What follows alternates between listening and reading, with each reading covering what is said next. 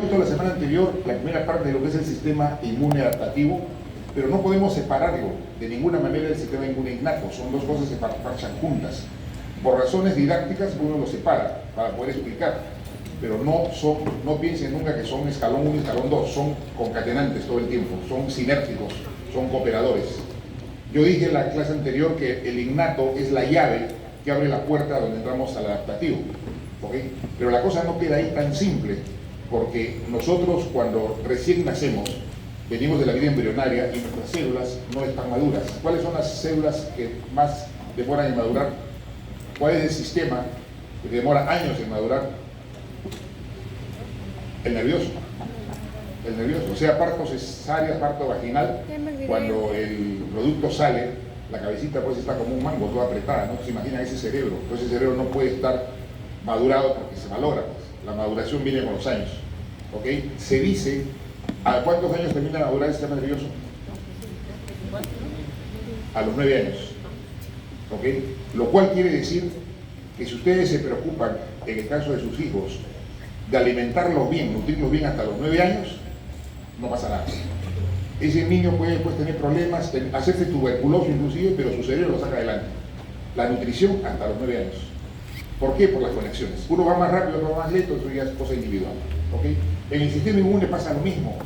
Hay un sistema inmune individual para cada uno, ¿okay? Y el principal problema está en que el sistema inmune es como un ejército que responde a todo lo que lo ataca y a veces se confunde.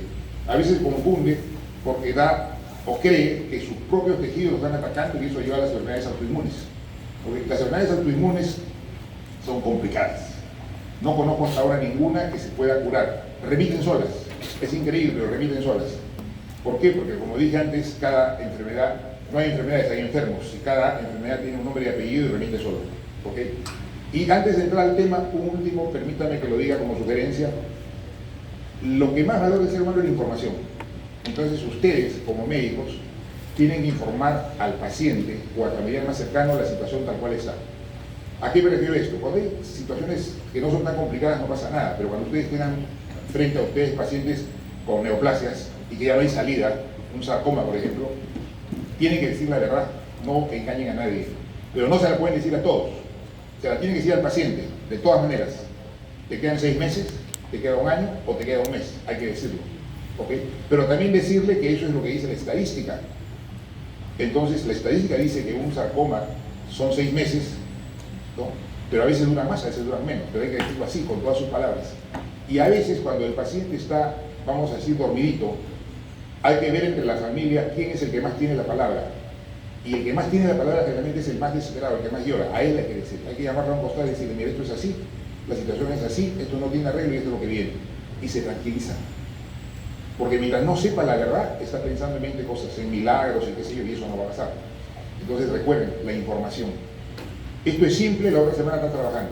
Esto es grave, despídete, arregla tus papeles, ¿ok? Pero hay que ser directo, no inventar, ni dar esperanzas falsas. Recuerden que todo lo que dicen, todo el paciente de cáncer se muere es mentira, es estadística. Porque hay casos en que no mueren. Y viceversa, hay pacientes que se mueren y nunca tuvieron cáncer. Ok, yendo a la clase de hoy, Sistema Inmunológico Adaptativo 2, comenzamos de la siguiente manera. La tolerancia inmunológica. Tolerancia es una palabrita que implica yo aguanto, yo espero, yo resisto. Mucho cuidado cuando ustedes más adelante en farmacología, especialmente cuando ya ustedes estén ejerciendo, estén comenzando en los años de clínica, entre dos palabras, tolerabilidad y tolerancia, no es lo mismo. Hay muchos fabricantes de medicamentos que dicen mi producto tiene una excelente tolerancia y se están sacando ellos mismos los intestinos, según Araquiri. ¿Cuál es la diferencia entre tolerabilidad y tolerancia? ¿Cuál creen que sea? ¿Quién quiere hablar? Le doy. Creo que la delegada quiere hablar. Ok. Tolerabilidad significa el nivel de efectos secundarios que puede tener un medicamento. Un medicamento es más tolerable, menos tolerable. Tolerabilidad. Y tolerancia significa que mi organismo se adapta a ese medicamento y necesito dosis mayores. El ejemplo típico es las pastillas para dormir. Lo que más se usa ahora es el alprazolam. Una persona que nunca tomó el alprazolam se compra el alprazolam que viene de 0,5, se toma un cuarto de pastilla y se duerme y no tiene ningún problema. A la semana su cuerpo ya no necesita, no se abastece con un cuarto, toma media pastilla, está haciendo tolerancia al medicamento. ¿Okay? A los 3 meses está tomando 3 pastillas y después más, eso se llama tolerancia. Entonces, en el sistema inmunológico, tolerancia es la ausencia de respuesta en condiciones normales a antígenos propios. ¿Okay? En el desarrollo de los linfocitos y de los B y T en general, ¿okay? El material genético se expresa, pero más vamos a decirlo en desorden. Y en ese desorden, muchas veces, el linfocito T se equivoca y reconoce un tejido propio como extraño y lo ataca. Entonces, hay sistemas que lo vamos a ver ahora, por los cuales ese linfocito tiene que ser controlado, hay que hacerlo tolerante a los componentes propios, ¿no? Ahora, la tolerancia se manifiesta en condiciones fisiológicas, lo cual quiere decir que si hay una enfermedad inmune, la tolerancia no funciona. Obviamente, porque ya la tolerancia ha sido vencida, ¿okay? Es una enfermedad autoinmune. Es específica y dura toda la vida. Lamentablemente dura toda la vida para una estirpe celular, pero no para todas. Entonces, cuando yo veo a una persona que está haciendo un cuadro aparentemente de una enfermedad autoinmune y al final sale y no repite, puede ser que esa no repita, porque es específico, pero sí puede aparecer otra. ¿Okay? Y las enfermedades autoinmunes sí realmente son el reto. El sistema inmune de un individuo normal tolera sus componentes propios. Si yo me saco un dedo de la mano izquierda y me lo pongo en la mano derecha para tener 6, lo tolero, ahí se va a quedar pegado. Pero si es de una persona extraña, no lo tolero. Y por eso en los trasplantes se busca la famosa histocompatibilidad más alta que se puede hacer. Si se pudieran hacer gemelos, pero bueno, no siempre se puede. ¿Ok? La tolerancia inmunológica, básicamente en el sistema adaptativo, tiene que ver con los linfocitos, con las dos estirpes principales de linfocitos que nosotros conocemos. ¿Ok? Los receptores para el antígeno se distribuyen cronalmente, eso quiere decir que se distribuyen genéticamente, lo cual quiere decir que está determinado por genes y lo cual me complica la vida, porque yo no puedo hacer nada, por lo menos por ahora.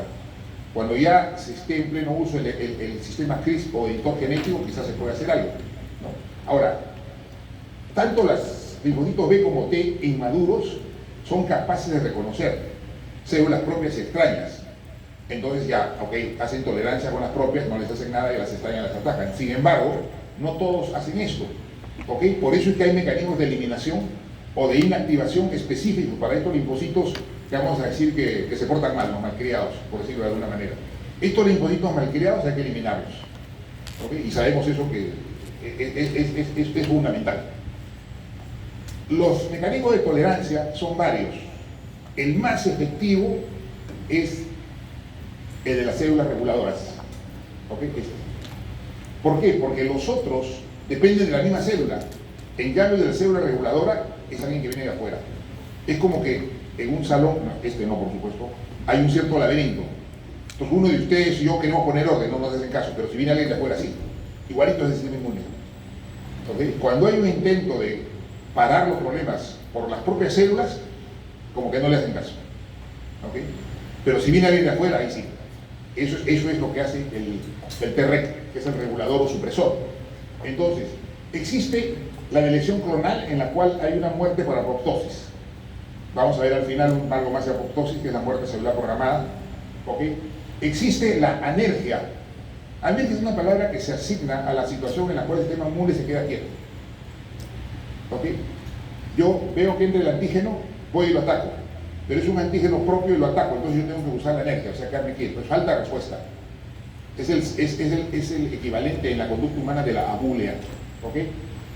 Supresión y activación, supresión y regulación, el linfocito del Treg. Ese es el que yo decía que es una célula que viene de afuera. ¿Okay? Ahora, también hay algunos antígenos que son autoantígenos, que son ignorados. Hay un antígeno propio, una célula mía que se convierte en antígeno, establece una ligera reacción, pero como no hay la cantidad adecuada, el sistema lo ignora. Eso se llama ignorancia inmunológica. ¿Ok?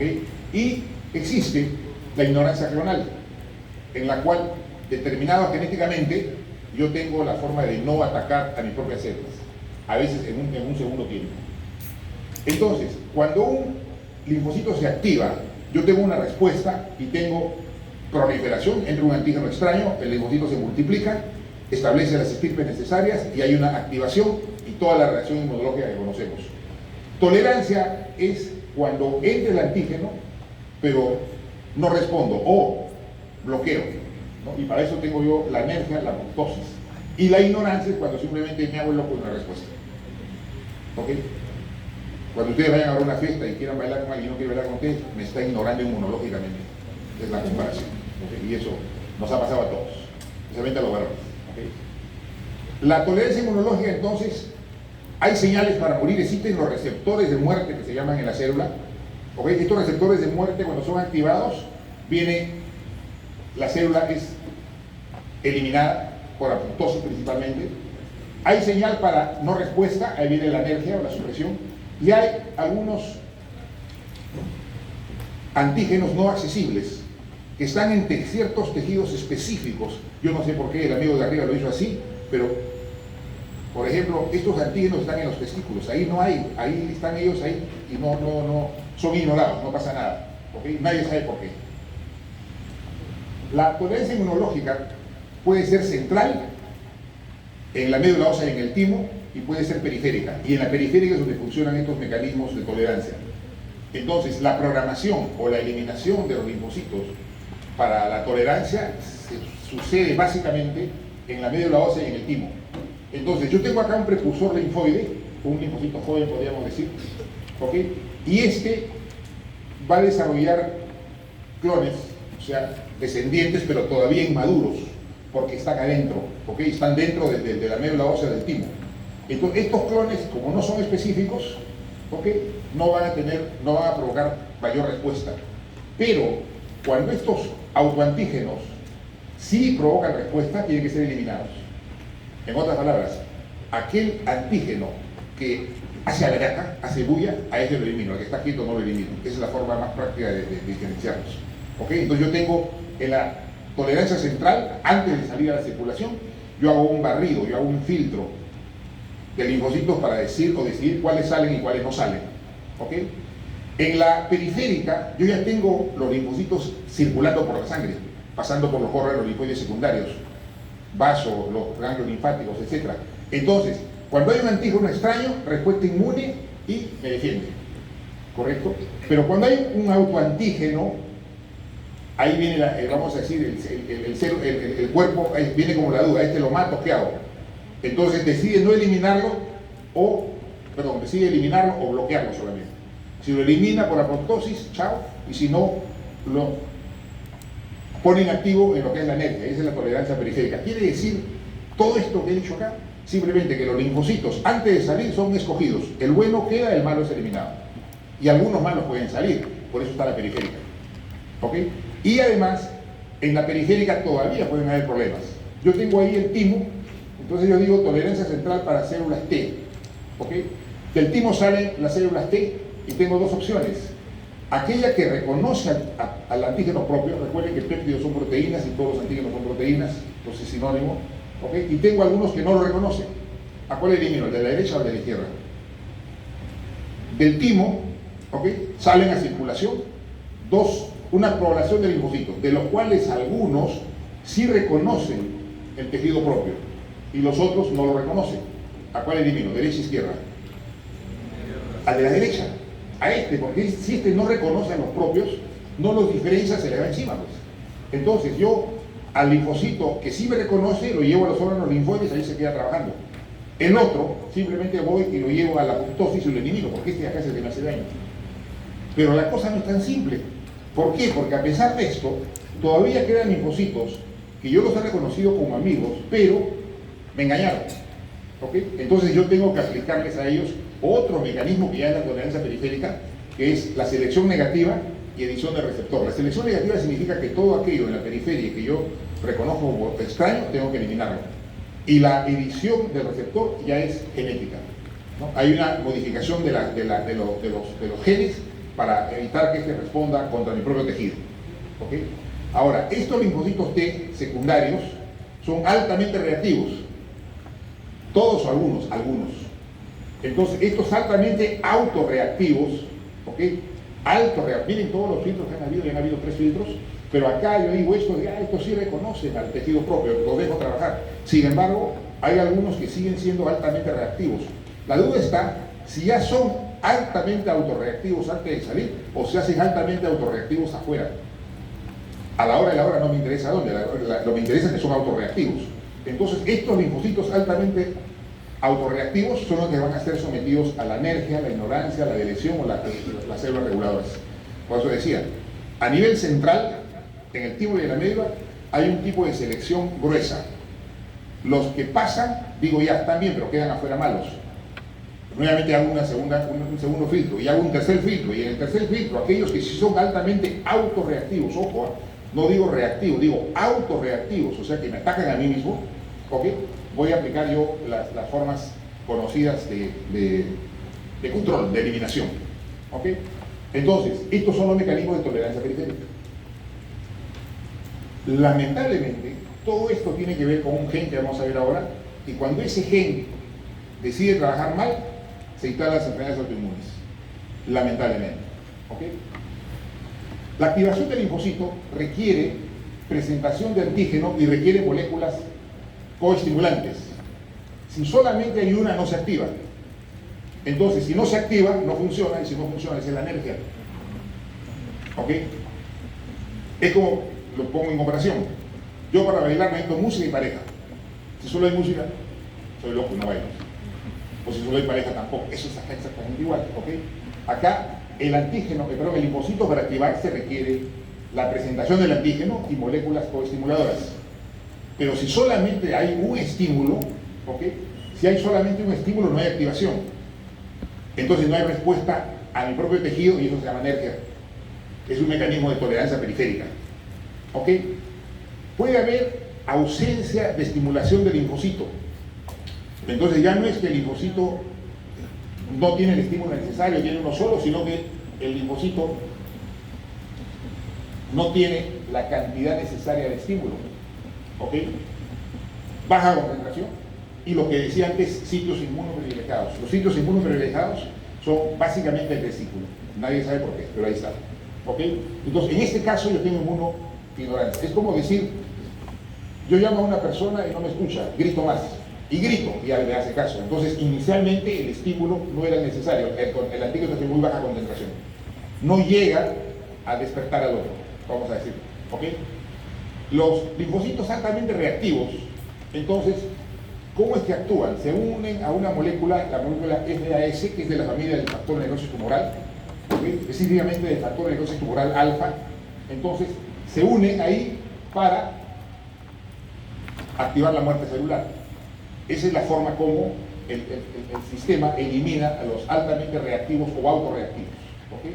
Hay unión ahí y elección clonal, el tercer mecanismo. ¿Okay? El tercer mecanismo entonces infiere la necesidad de otro elemento que es la proteína FAS. ¿Okay? Esto que hemos visto, estos tres mecanismos son, vamos a decir, de la propia célula. Pero cuando el orden no es suficiente, viene la célula extraña, viene la policía. ¿Okay? Y acá entran las células reguladoras, que son de diferentes tipos.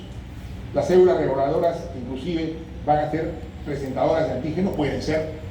La misma célula presentadora de antígenos se puede convertir en reguladora y ellas, las células reguladoras, bloquean o suprimen la respuesta, que es lo más efectivo dentro de la tolerancia periférica. ¿Ok? Ahí están las células T. En el caso de los linfocitos B, esto es como hemos visto en los linfocitos T. ¿Okay? En el caso de los linfocitos B, yo tengo tres estirpes celulares: el linfocito inmaduro, el premaduro y el proto inmaduro, pero inmaduro y premaduro. Ahí, para resumir el cuadro, nuevamente, cuando hay una alta reacción o autorreacción, va a la destrucción. Si no la hay, queda intacto y se convierte en célula plasmática en la periferia. ¿Okay? Esto es central y va a la periferia y ahí se convierte en célula plasmática, cuando no hay nada que lo marque para ser eliminado. ¿Okay? La periferia implica que yo tengo ya el linfocito circulando, pero todavía puede ser peligroso y se aplica lo que nosotros hemos explicado antes del tema de anergia, ignorancia, apoptosis o células reguladoras. Este es el gen aire, así se llama, que significa, o viene del inglés, un regulador autoinmune. ¿Okay? Este gen está en el cromosoma 21, es un factor de transcripción y es aquel que permite la diferenciación de los antígenos reactivos y autorreactivos. Entonces, cuando este gen dice, este es autorreactivo, elimínalo, ese linfocito es eliminado. Pero cuando el gen falla, ¿ok? Cuando el gen falla, hay deficiencia, o sea, no presenta a los malos siguen viviendo y se realizan las enfermedades autoinmunes. El problema está que el gen aire puede no funcionar y el paciente nunca hace una enfermedad autoinmune. No hay explicación para esto. Algunos dicen que demoró en actuar. Puede ser. Otros dicen que es la resistencia adicional, la inmunidad adicional del paciente que hace que no actúe. No se sabe. Es como el caso del virus de la inmunodeficiencia humana. Hay pacientes que lo contraen y son portadores, pero van a ser portadores algunos 2 o 3 meses y otros son portadores toda su vida y nunca hacen la enfermedad. Nadie tiene explicación para eso. Nuevamente ahí funciona un factor individual. ¿Ok? La tolerancia por células dendríticas. Las células dendríticas, las conocidas células de Langerhans en la piel, por ejemplo, son las células presentadoras de antígeno. ¿Ok? Entonces, se estudia más sobre ellas si se deja aquel concepto en que se dice, bueno, son presentadoras de antígeno y ahí está el punto. ¿Ok? Las células dendríticas son toda una población, ¿correcto? Y se les llama ahí, vienen células profesionales presentadoras de antígeno. ¿Por qué se les llama así? Para darle énfasis. Ya no son las células comunes que están ahí esperando que entre el antígeno para llevarlo al linfocito B, sino que son células que son toda una variedad, ¿no? Y hay poblaciones de origen mieloide y de origen plasmocitoide. Entonces, las células dendríticas ya entran en vigencia, y esto es muy reciente, ya dejaron de ser las que estaban ahí tranquilitas, ahora, bueno, no, las que estaban ahí desconocidas, y ahora se sabe de ellas que son toda una variedad. ¿Ok? Y estas células, según su estado de activación, tienen la capacidad de inducir inmunidad-tolerancia. Entonces, todo lo dicho, podríamos decir de alguna manera que se circunscribe al hecho de que quien va a decidir qué pasa es la célula dendrítica. La célula dendrítica, si está activa, va a decir, ok, vaya inmunidad y mate. Si la célula dendrítica está inactiva, ok, le hace tolerancia. Me refiero a los antígenos, a los autoantígenos. ¿Ok? La pregunta o el tema está en que, ¿por qué decimos activación? Porque en ambos casos está activada. Vamos a decir que tiene una activación correcta y una activación equivocada, eso me parece más justo. En una activación correcta, ¿ok? Dice, no, tolera, es propio, no le das nada. Y en una activación equivocada le dice, mata todo lo que encuentres. Entonces va a ser dependencia de las células dendríticas. ¿Ok? Las células dendríticas, acá a la izquierda, todos estos cuadros están en los libros, pero igual, señorita delegada, yo le paso la clase, el que quiera la tiene. ¿Ok? Entonces, maduran por detección de los PAMs y los TAMs. Aquí viene otro tema de por qué, yo no sé, nos complican la vida en medicina. ¿Ok? Observen. Un PAMS es un patrón molecular patógeno. Y el TAMS es un patrón molecular peligroso. ¿Cuál es la diferencia? Nos ponen dos nombres que nos complican la vida. ¿Usted quiere decir? ¿Cuál es la diferencia? Que todos se escuchen. Yo creo que patógeno es como algo externo, como, o sea, algo externo, y un peligro es como algo que puede ser propio. Ya, puede ser propio o externo, pero patógeno es enfermedad. ¿Ustedes ya llegaron a patología? Ya, los dos cursos más importantes para la carrera, inmunología, ¿no? Los dos cursos más importantes para la carrera son patología, ojo, y farmacología. Esos dos cursos son los que le van a ustedes hacer la carrera. Lo demás es para poder llevar estos cursos, ¿ok? Entonces, todo aquello que es patógeno es sinónimo de enfermedad. Entonces, querría decir que estos son patrones moleculares de enfermedad.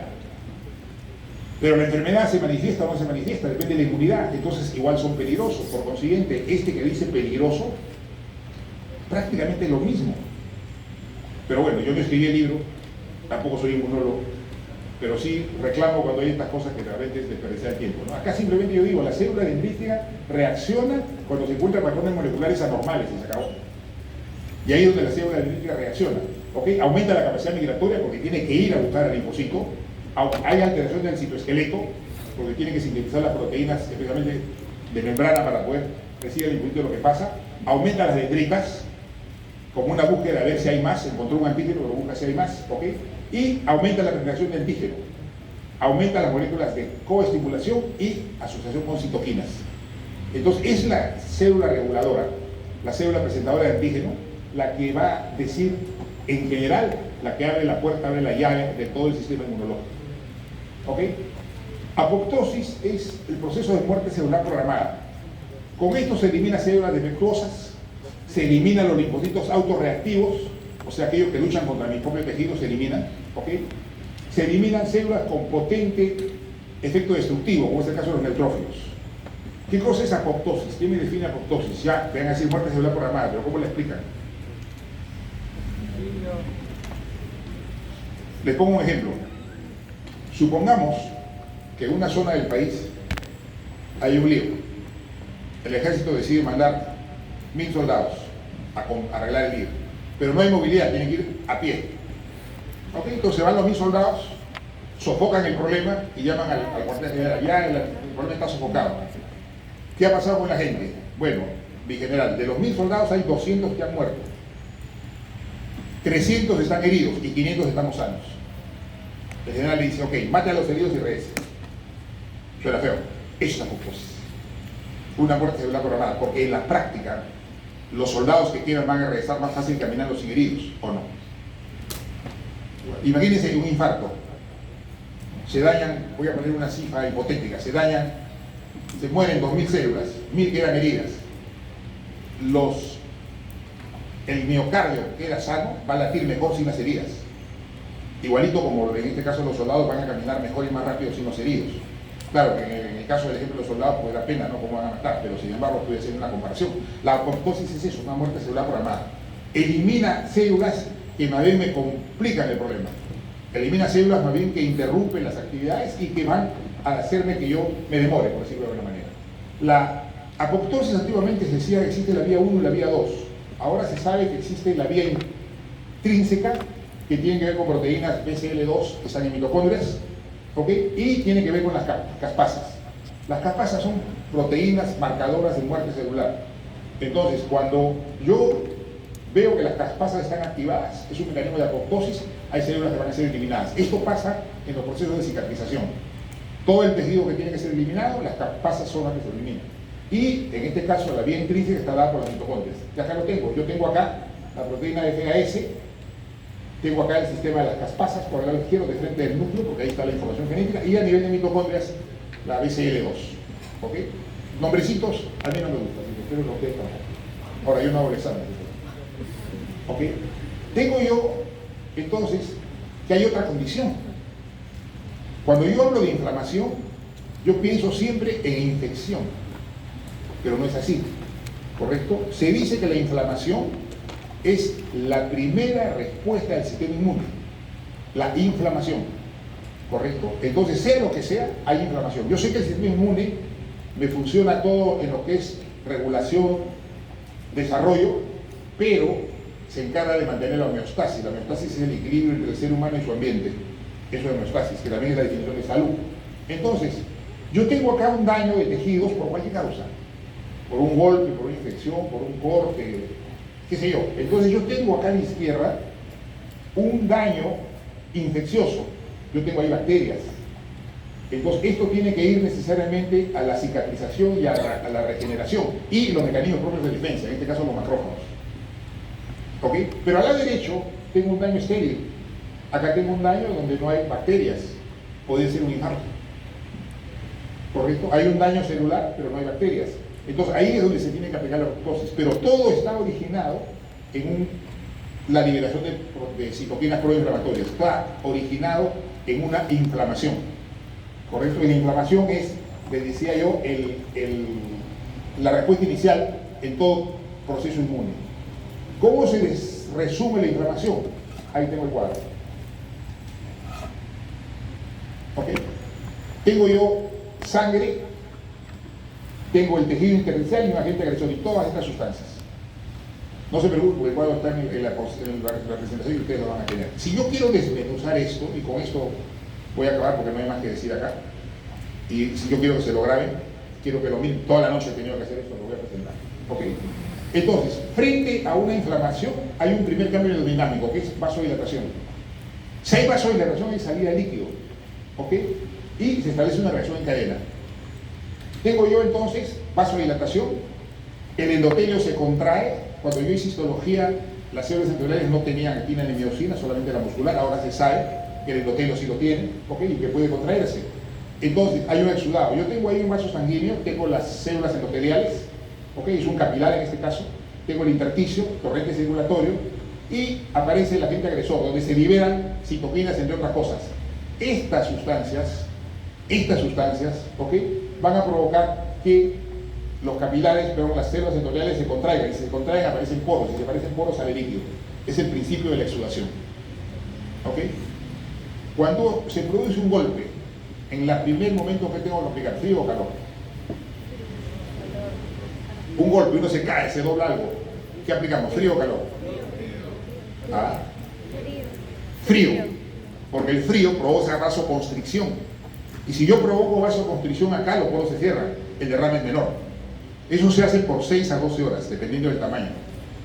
Y a partir de ese momento se aplicó calor, porque ahí sí me conviene la vasodilatación para que se vaya todo el líquido que se ha salido. ¿Ok? Entonces, cuidado, porque a veces uno ve en la media se refiere al pueblo en general, uno ve una persona con un golpe, pone la bolsa de agua caliente, es peor, porque se le hinchan más. ¿Ok? Entonces, hay contracción del endotelio, hay reorganización del citoesqueleto y lesión endotelial y necrosis. Entonces, yo digo, ¿cómo son los cambios hemodinámicos? Yo tengo un vaso sanguíneo, ¿ok? Tengo los glóbulos rojos, tengo los glóbulos blancos, ¿ok? Y la circulación sanguínea normal es la siguiente. Los glóbulos blancos siempre van por el centro, los glóbulos rojos van por el fuera. ¿Alguien sabe por qué? ¿Por qué pasa eso? Los glóbulos blancos siempre van a ir por el centro, y los glóbulos rojos van por fuera. A ver, ¿no vamos a escuchar todos? Una migración más rápida están en el centro de la circulación, y en la periferia van a estar los glóbulos rojos que van a tocar con las paredes de las arterias. Correcto, los glóbulos rojos chocan con las paredes. Las paredes del global. Okay. Entonces, los glóbulos blancos circulan por el centro y los glóbulos rojos circulan por fuera. Leyes de mecánica de fluidos. ¿Qué es lo que pasa? El glóbulo rojo mide 7 micras. Los glóbulos blancos miden de 12 a 22, 12 del linfocito, 22 del monocito. Ok, por dinámica de fluidos, si ustedes agarran 20 pelotas de tenis y 10 pelotas de vóley y las tiran a una sequía y se van 1 kilómetro más abajo, van a ver que por el centro van las pelotas grandes, porque ofrecen menos fricción a los bordes. Las chiquitas van por los fuera, y por eso es que los glóbulos rojos, ok, circulan por fuera y los glóbulos blancos circulan por dentro. Entonces eso ya me establece un problema. Lo primero que tengo que tener es que los glóbulos blancos tienen que marginarse. Si no hubieran glóbulos rojos, los glóbulos blancos circularían solos, pero tampoco saldrían del vaso, porque está el endotelio. ¿Okay? Sabemos que el glóbulo blanco tiene capacidad de emitir pseudópodos y movimiento ameboide, o sea, puede ir a un sitio, pero no pueden salir. Entonces, ¿qué es lo que va a pasar? En la inflamación, ¿okay?, sucede primero una adhesión, luego una diaperesis o diapéresis y un quimiotatismo. Se expresan moléculas de adhesión. Si ustedes ven en un río que viene una persona que el río la está arrastrando, ¿qué hacen? La logra. La molécula de adhesión es exactamente lo mismo. Las moléculas de adhesión, selectina, integrina principalmente, van a hacer esto: agarran el glóbulo blanco, ¿ok?, y lo sacan del torrente cerebral. Selectinas e integrinas, moléculas de adhesión. ¿Ok? Yo con esto saco los glóbulos blancos de la sangre. Tengan cuidado, porque hay por ahí un antiinflamatorio que anula la formación de moléculas de adhesión, diciendo: si anulo la acción de las moléculas de adhesión, el glóbulo blanco no sale y tengo menos problemas. Sí, pero si es infeccioso, más bien agravo el problema. Entonces, cuidado con eso. ¿Ok? Entonces, las moléculas de adhesión sacan a los glóbulos blancos de la circulación y los llevan al sitio donde tienen que ser su función, donde tienen que hacer toda la respuesta inmune. Pero ¿cómo es que llegan a ese sitio? ¿Ok? Yo tengo ahí el glóbulo blanco con su molécula de adhesión y tengo acá al agente agresor. El agente agresor lo saluda, le dice: hola, acá estoy, ¿qué puedes hacer? ¿Ok? Quimiotatismo. ¿Ok? Lo atrae con sustancias químicas. ¿Ok? Y el glóbulo blanco responde y dice: ahí voy. Y el glóbulo blanco sale y por diapéresis, ¿ok?, va al sitio.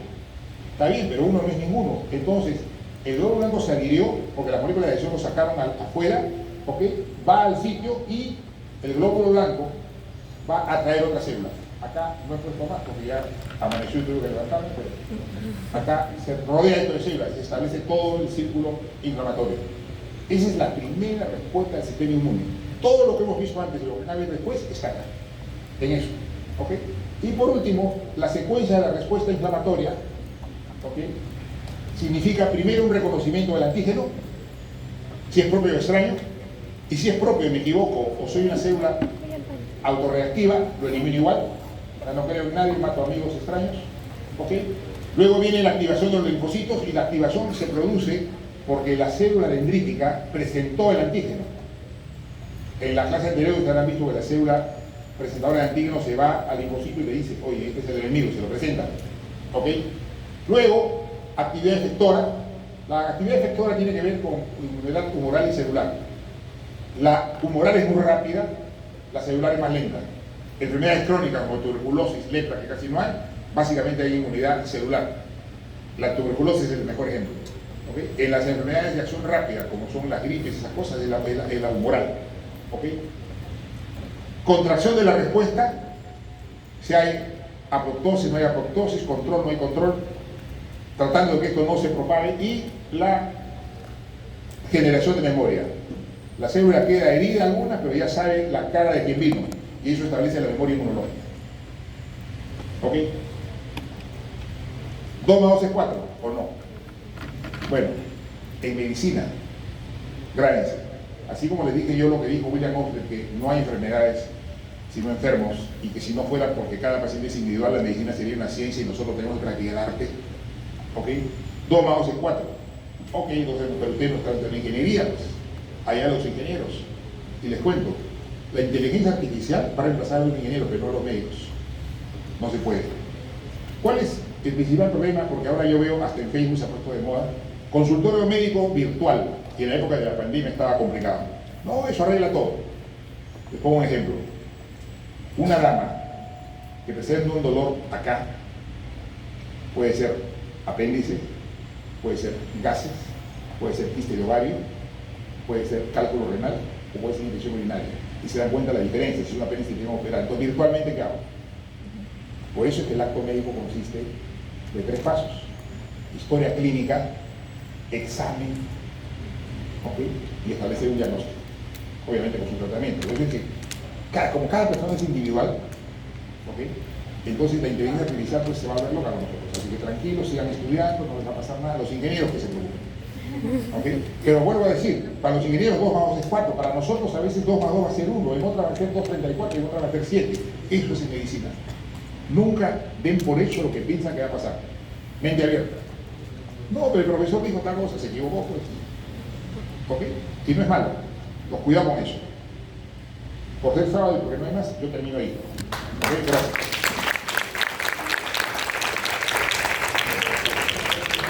Yo les paso la presentación y si alguien